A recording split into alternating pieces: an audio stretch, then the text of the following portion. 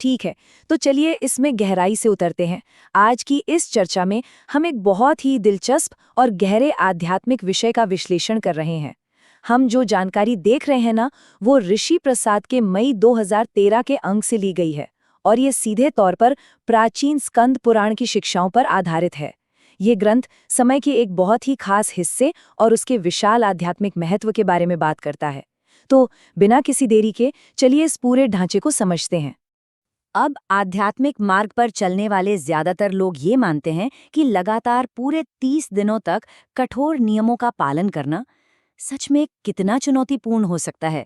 मतलब आज की इस भागदौड़ भरी जिंदगी में रोजाना ब्रह्म मुहूर्त में उठना, पवित्र स्नान करना, व्रत रखना और कड़े नियमों में बंधे रहना, ये लगभग नामुमकिन सा लगता है ना? ऐसे में एक बहुत ही प्रासंगिक सवाल उठता है, क्या पूरे 1 महीने की उस कठिन तपस्या का फल सिर्फ कुछ दिनों के अभ्यास से पाया जा सकता है? खैर, हमारे स्रोत के अनुसार इसका जवाब एक बहुत ही स्पष्ट और जोरदार हाँ है। और ठीक यहीं पर एक विशेष अंक पूरी कहानी को पलट कर रख देता है। 3। जी हाँ, केवल 3 दिन। अब ये कोई आम या रैंडम संख्या नहीं है। स्कंद पुराण पर आधारित इस पाठ में ये बिल्कुल साफ बताया गया है कि जो लोग पूरे वैशाख महीने के नियम और व्रत पूरे नहीं कर पाते, उनके लिए शास्त्रों ने विशेष रूप से ये एक शॉर्टकट दिया है। ये उन साधकों के लिए एक प्रामाणिक, शास्त्र सम्मत मौका है जो अपनी आध्यात्मिक यात्रा में बिना किसी अपराध बोध के पूरे लाभ पाना चाहते हैं। ये देखना वाकई अद्भुत है कि कैसे शास्त्र मानवीय सीमाओं को समझते हैं और उनके लिए सटीक समाधान भी देते हैं। अब जो बात वास्तव में बहुत दिलचस्प है, वो है इस खास समय सीमा के लिए शास्त्रों में दिया गया सटीक नाम। इसे पुष्करणी कहा जाता है। ये वैशाख महीने के शुक्ल पक्ष के आखिरी 3 दिन होते हैं। स्रोत स्पष्ट रूप से बताता है कि ये दिन अत्यंत पवित्र हैं, बहुत ही शुभकारक हैं और इन्हें सभी पापों का नाश करने वाला माना गया है। ये शास्त्रों की एक बहुत ही विशिष्ट शब्दावली है जो इन दिनों की शुद्ध करने वाली शक्ति और उनके महत्व को बहुत मजबूती से स्थापित करती है। तो ये 3 दिन वास्तव में कैलेंडर पर कब आते हैं? स्रोत में एक सटीक उदाहरण के साथ इस टाइमलाइन को बहुत अच्छे से समझाया गया है। यह पवित्र पुष्करणी विंडो त्रयोदशी तिथि से शुरू होती है, जिसे इस उदाहरण में 29 अप्रैल के रूप में दिखाया गया है। इसके ठीक बाद चतुर्दशी का दिन आता है, यानी 30 अप्रैल, और फिर यह चक्र पूर्णिमा के दिन 1 मई को समाप्त होता है। बस यही वह स्पष्ट और छोटी सी टाइमलाइन है जिसके भीतर सभी आध्यात्मिक अनुष्ठान और अभ्यास केंद्रित होने चाहिए। एकदम स्पष्ट लक्ष्य। इस पूरे पाठ का मुख्य आधार एक बहुत ही दिलचस्प तुलना पर टिका है। सोचिए, एक तराजू है, एक तरफ है पूरे वैशाख महीने के कठोर ब्रह्म मुहूर्त स्नान, व्रत और नियम, और दूसरी तरफ है केवल 3 दिनों की पुष्करिणी का पालन। स्कंद पुराण के अनुसार ये दोनों चीजें आध्यात्मिक तराजू पर बिल्कुल बराबर हैं।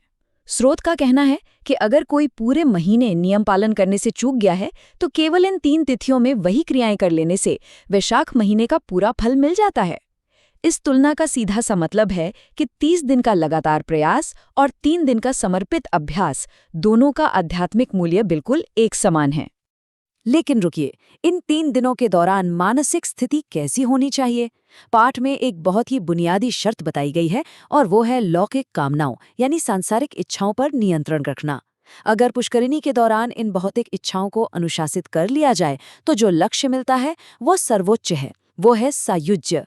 इसका मतलब है भगवान विष्णु के साथ पूर्ण एकाकार हो जाना। ये आध्यात्मिक मार्ग पर कोई छोटी उपलब्धि नहीं है, ये जीवन और ईश्वर के साथ सीधे जुड़ने का अंतिम लक्ष्य है और इसे इन 3 दिनों के अनुशासन से पाया जा सकता है। और ये बहुत ही शानदार तरीके से ये दिखाता है कि किन विशिष्ट शास्त्रों को पढ़ने से क्या विशिष्ट फल मिलता है। स्रोत ने इसे काफी विश्लेषणात्मक ढंग से पेश किया है। उदाहरण के लिए, इन 3 दिनों में गीता का पाठ करने से हर दिन किए जाने वाले महान अश्वमेध यज्ञ के बराबर फल मिलता है। जरा सोचिए। और श्री विष्णु सहस्त्र नाम का पाठ, इसका पुण्य इतना विशाल बताया गया है कि पृथ्वी या स्वर्गलोक में कोई भी इसका वर्णन ही नहीं कर सकता। स्रोत के अनुसार यह काम इंसान को सीधे तौर पर एक महापुण्यवान या एक महान आत्मा में बदल देता है। पाठ में एक और महत्वपूर्ण शास्त्र भागवत के श्रवण के लिए एक बहुत ही सुंदर रूपक का इस्तेमाल किया गया है। जल में कमल के पत्तों की भांति कभी पापों में लिप्त नहीं होता। इसे थोड़ा ठहर कर समझते हैं। जो व्यक्ति वैशाख के इन आखिरी 3 दिनों में भागवत शास्त्र को सुनता है, उसके लिए ये बात कही गई है। जिस तरह कमल का पत्ता पानी के बीच रहकर भी उससे अछूता और एकदम सूखा रहता है, ठीक उसी तरह वह व्यक्ति इस संसार में रहते हुए भी किसी भी पाप से अछूता और बेदाग रहता है। ये आध्यात्मिक सुरक्षा की एक बहुत ही खूबसूरत तस्वीर है। चलिए अब आगे बढ़ते हैं और देखते हैं कि ये चर्चा कैसे अपने चरम पर पहुंचती है। अब हम इस पाठ के क्लाइमैक्स पर आ गए हैं। स्रोत के अनुसार ये कोई हवा-हवाई सैद्धांतिक वादा नहीं है। दावा ये किया गया है कि इतिहास में कितने ही लोगों ने इन अंतिम 3 दिनों में केवल शास्त्रों के पठन और पुण्य कर्मों के जरिए देवत्व प्राप्त कर लिया है, यानी देवताओं के समान उच्च स्थिति, और कितने ही लोग सिद्ध हो गए हैं, जिसका मतलब है कि उन्होंने पूर्ण आध्यात्मिक पूर्णता हासिल कर ली है।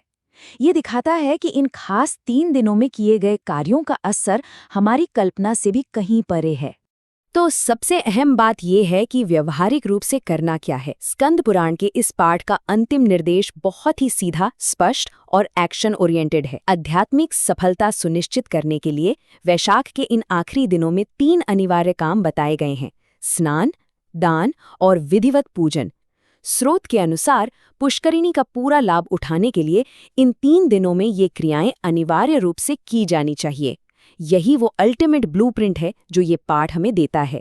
तो जैसा कि हमने आज की इस व्याख्या में देखा, ऋषि प्रसाद में छपे स्कंद पुराण के ये अंश समय और अभ्यास को लेकर एक बहुत ही दिलचस्प अवधारणा सामने रखते हैं। और ये हमें अंत में इस विचारोत्तेजक सवाल पर लाकर खड़ा कर देता है। अगर वाकई में केवल 3 दिनों के इस समर्पित अभ्यास यानी पुष्करिणी में पूरे 1 महीने का आध्यात्मिक पुण्य समेटने की ताकत है, तो इस तरह के केंद्रित और अनुशासित अभ्यास साल भर की आध्यात्मिक यात्रा को किस तरह एक नई दिशा दे सकते हैं। ये निश्चित रूप से प्राचीन ज्ञान और अनुशासन को देखने का एक बिल्कुल नया नजरिया देता है। खैर, इस स्रोत सामग्री की गहराइयों को खंगालने वाले आज के इस विश्लेषण में बस